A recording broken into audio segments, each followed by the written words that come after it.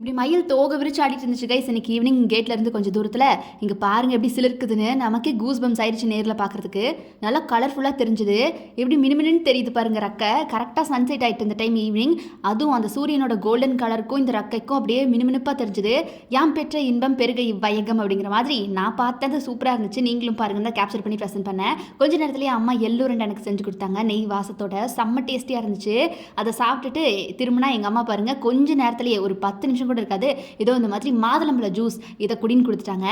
எள்ளு ஹீட் ஆமா, இது கூலிங் ஆமா, 2 ஹெல்த்தியும் சேரட்டும்னு சொல்லி கொடுத்துட்டாங்க. குடிச்சு முடிச்சுட்டு மொட்டை மாடி போயிட்டோம். நைட் டைம் பாருங்களேன் யார் வந்து என் தோல் மேலே உட்காந்துருக்கிறதுன்னு. நிறைய பேர் சொல்லுவீங்க தோட்டத்துக்கு நடுவில் வீடு சூப்பராக இருக்குன்னு. அப்படி இயற்கையோடு ஒன்றி வாழும்போது இப்படி சில பல ஃப்ரெண்ட்ஸ்லாம் வந்து உருவாயிருவாங்க நமக்கு.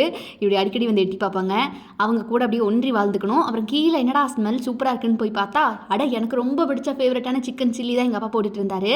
அப்பா சிக்கன் சில்லி போட்டால் சொல்லவா வேணும், செம்ம கிறிஸ்பியாக அப்படியே அந்த இஞ்சி பூண்டு வாசத்தோட சூப்பராக செஞ்சுருந்தாரு. ரசமும் வச்சுட்டாரு.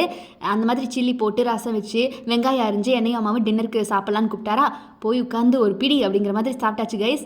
இப்படி தான் கைஸ் இன்னைக்கு சாட்டர்டே டின்னர் பார்த்தீங்கன்னா நல்லா எனக்கு பிடிச்ச மாதிரி இருந்துச்சு.